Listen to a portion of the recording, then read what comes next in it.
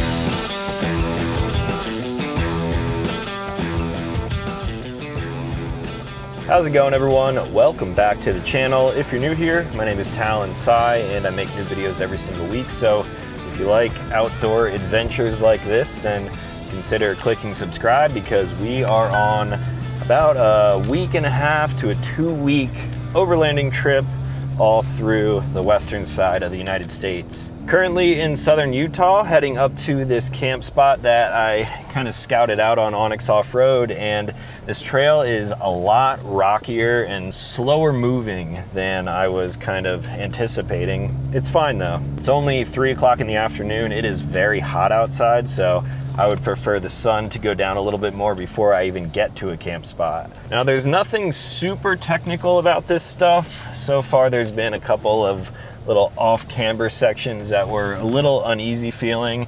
The thing that I don't like the most about trails like this is when the slick rock looks very sharp. I'm hoping it's not. I'm aired down to about 22 PSI in all 4 corners. Those sharp pointy rocks just make me a little bit nervous because I don't have a spare. I've got a really good tire kit in the truck and onboard air compressor, but I do not want to be changing a tire or fixing a tire out here in the blazing desert heat.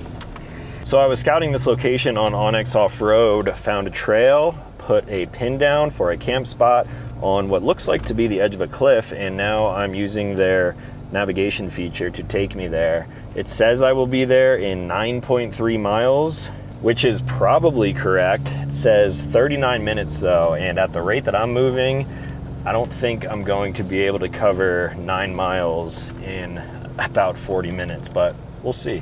When we get to camp, I've got a lot of stuff to show you with the new tent that is on the Tacoma. I brought a full annex room, so we're gonna kind of set up shop for quite a while. I don't know if I will spend more than a day here, but I will definitely be comfortable if I decide to do that. Now I'm gonna focus on the trail and all of these little obstacles here so I don't run into any issues. It's just one obstacle after another. Whew, that was a big one right there.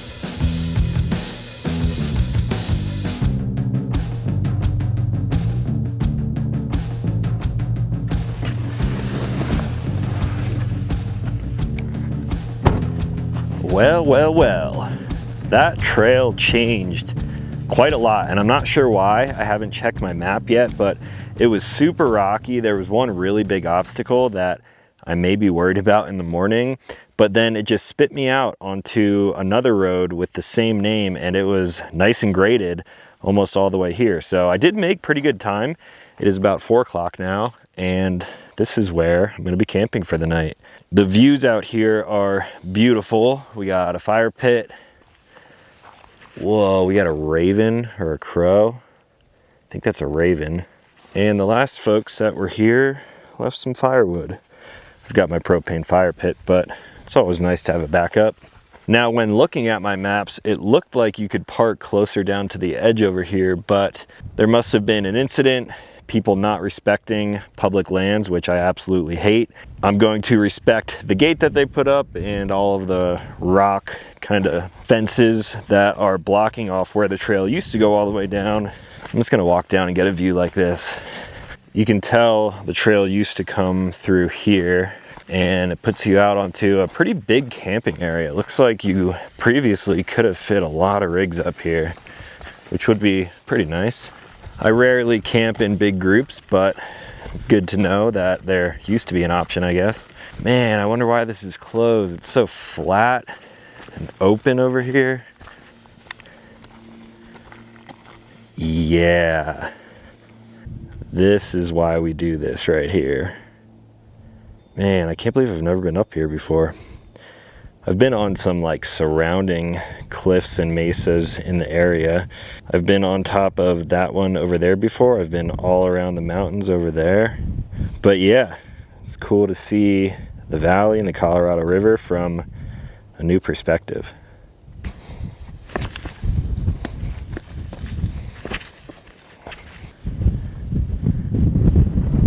That's a big drop right there. Sheesh. Pretty windy when you're up on the edge like that. Might actually be a little bit better parking a little further away. Now we're gonna dive into my new tent setup just a little bit further, because you've only ever seen me do like a walkthrough of it.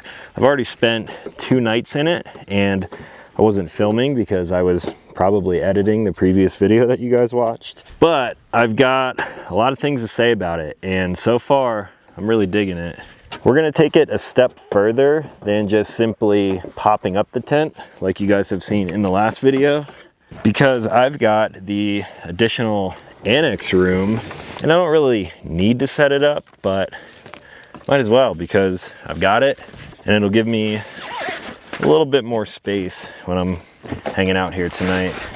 If you haven't caught the video of my like initial walkthrough of this tent, I'll leave a link for it up in the corner. This thing is absolutely massive. So that'll give me a little bit of shade for now, because that sun is cooking.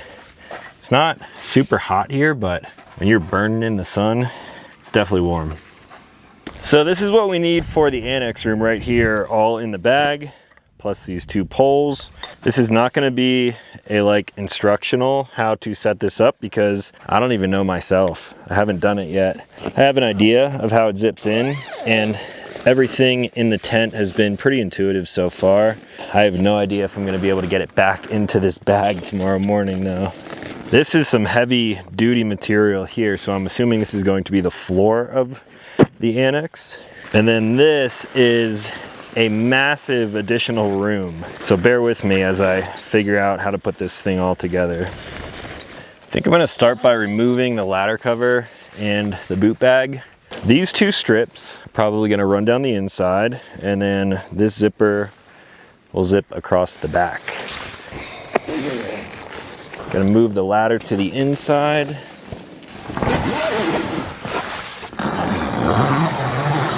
We're getting close already. Now this top portion is gonna zip around there.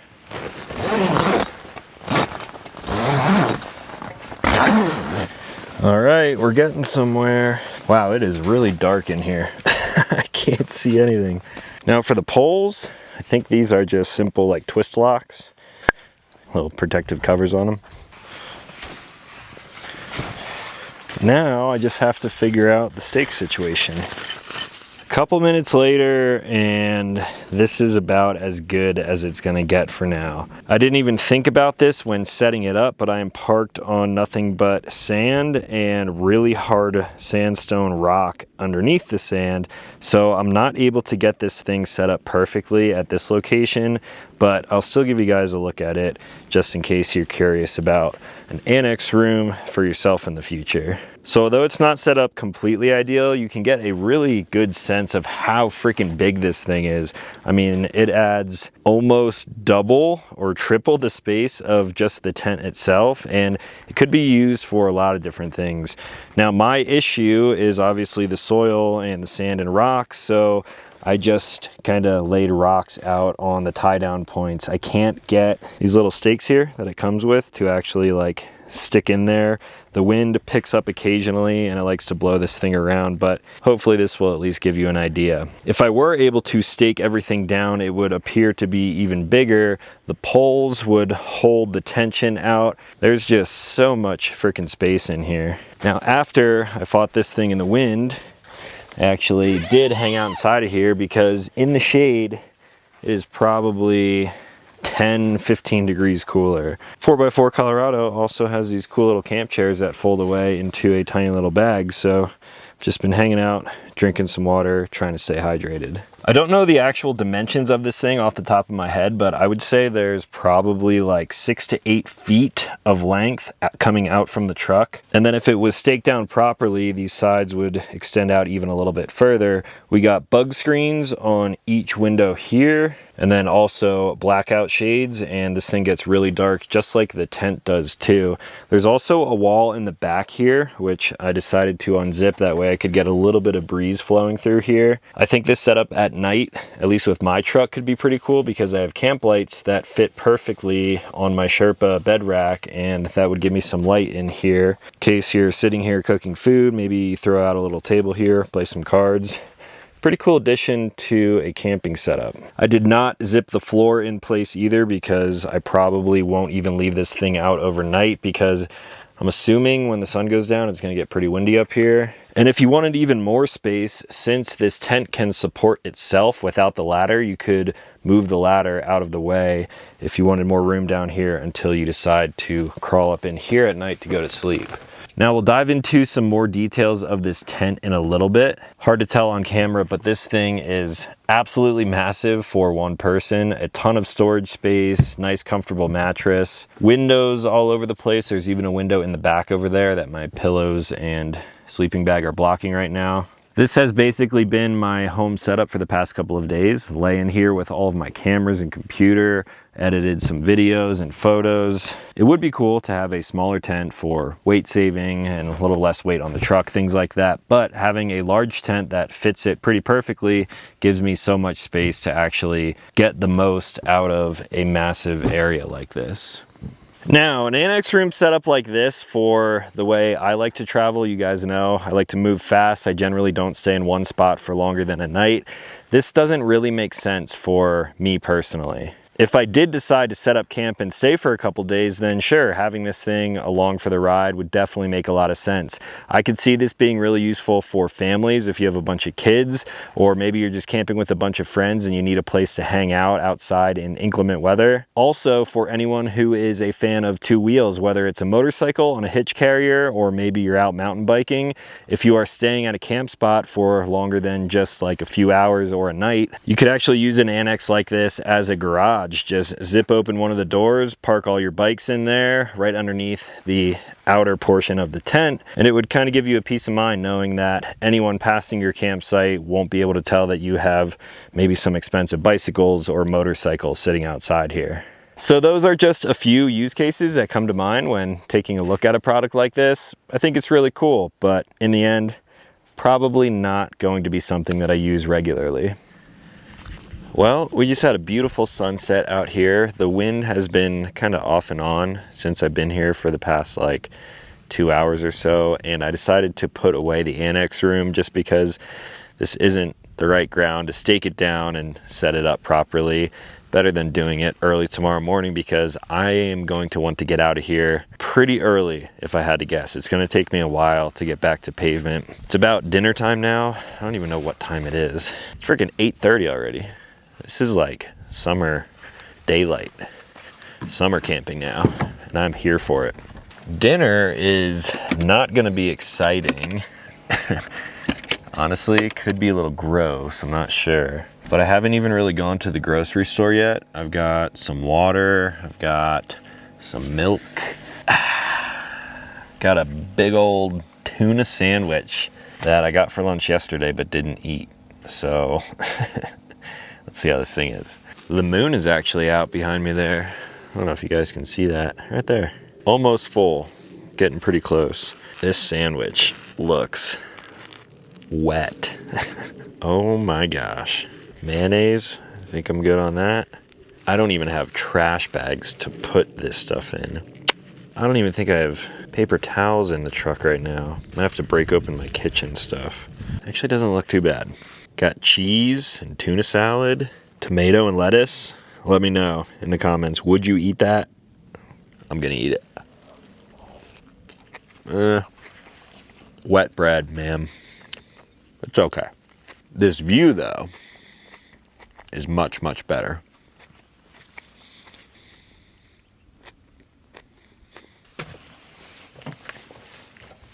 Let's check out the setup. Camp shoes in the boot bag. I've got my little battery, Jackery Explorer 240.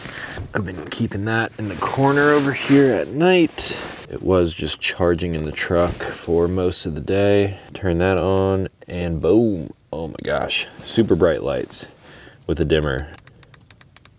I think it's only going down to about a low of 61 tonight, which means I'm going to end up sleeping with all of these open. Just some bug mesh, keep the bugs away from the light in here. This light, I can also change the color temp of it, make it kind of like amber, orangey. Yeah, this is the setup. Waking up to this view right here tomorrow, cannot complain about that. Let me actually crank up the light in here so maybe you guys can get an idea of just how big the Alto Mini is. So first of all, sitting completely upright, not even in the center of the tent. The center of the tent is over here. This is how much room. Sitting up and I can just touch the top crease up here. We have all the storage that I showed you guys before, and then the nightstand storage over on the sides. I should actually be throwing all of my gear in there. Pocket knife, wallet, flashlight, my watch, and even a phone cord. Now what's cool about this is this Jackery that's sitting here in the corner, and the phone cord and the light and everything, I can close the tent with this thing sitting right here. That's how much storage space is in here. I believe I could even fit maybe even a bigger battery. So if I wanted to get really fancy with this setup, what I would do is actually take the cable from the solar on the roof here and plug it directly into a battery that's in the tent. That way, whenever you are camping, especially in colder months, you're gonna have a battery right here inside of the tent to run a diesel heater, charge your phone, maybe an electric blanket, things like that.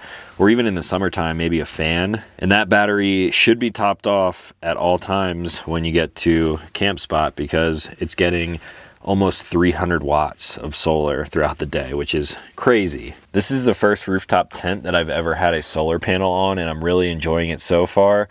If you haven't caught my setup, basically I have a cable running down the back into the cab of the truck over here.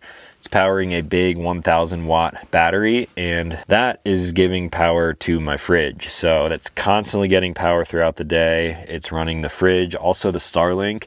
I have my Starlink out here in my roam box, and it's been running that nonstop for the past couple of days. If I wake up in the morning and it is a little bit low because the inside of my cab right now is pretty hot, so the fridge is working overtime, all I have to do is turn on my AC outlet and I can super quickly charge that battery because hybrid. The truck can output 2300 watts and it basically charges that battery in no time. Now, some of the things I like about this Alto Mini so far, since I've already spent 2 nights in it, one is the moonlight right here.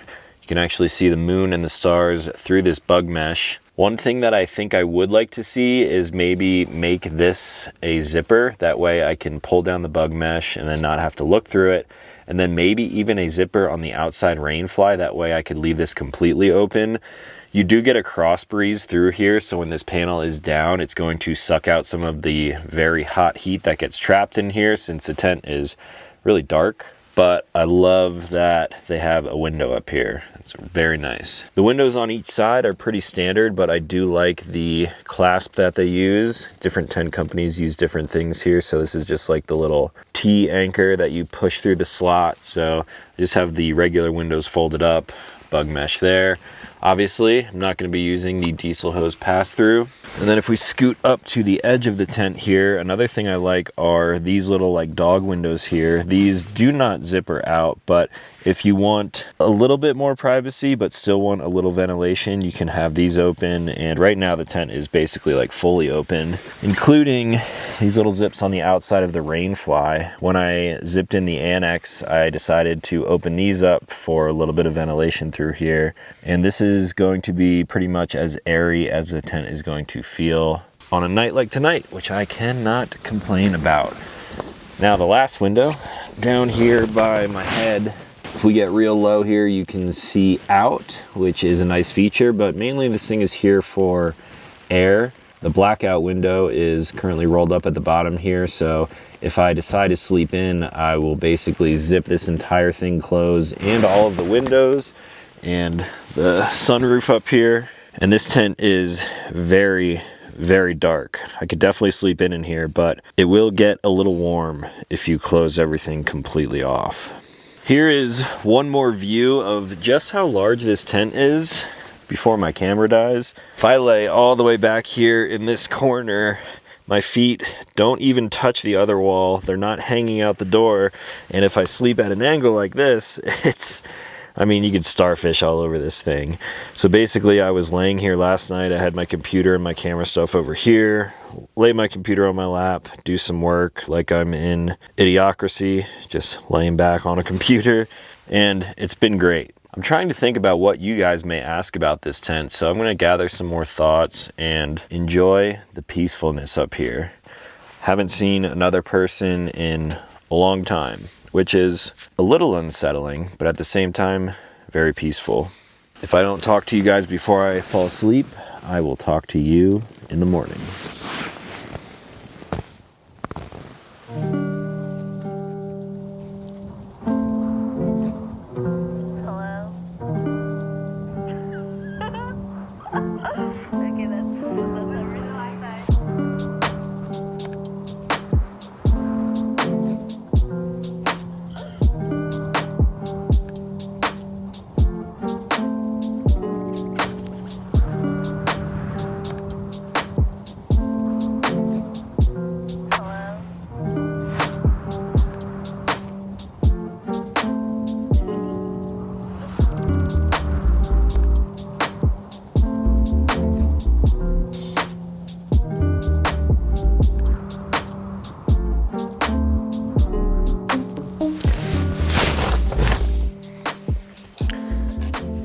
Morning. That's how easy it is to pack up this tent to get ready to close it.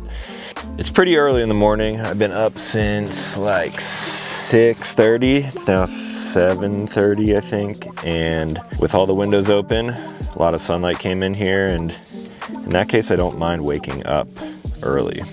So I was checking out some maps last night, digging in a little bit deeper onto the trail system that I'm on. And it looks like this is point to point, but not just out and back. I'm out at like the out point, the place that I was trying to get to, but it looks like there is another way out of here, which should give me some new terrain. I may be able to avoid that sketchy step climb situation, and I'm kind of debating now what I want to do. I think the truck could handle what I already came down, although it would be a little bit trickier going back up.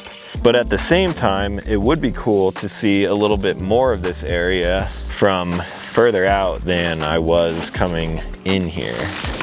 Now, if this battery was charged, I would just leave it in the tent, but down to 39%, so this is gonna ride up front with me.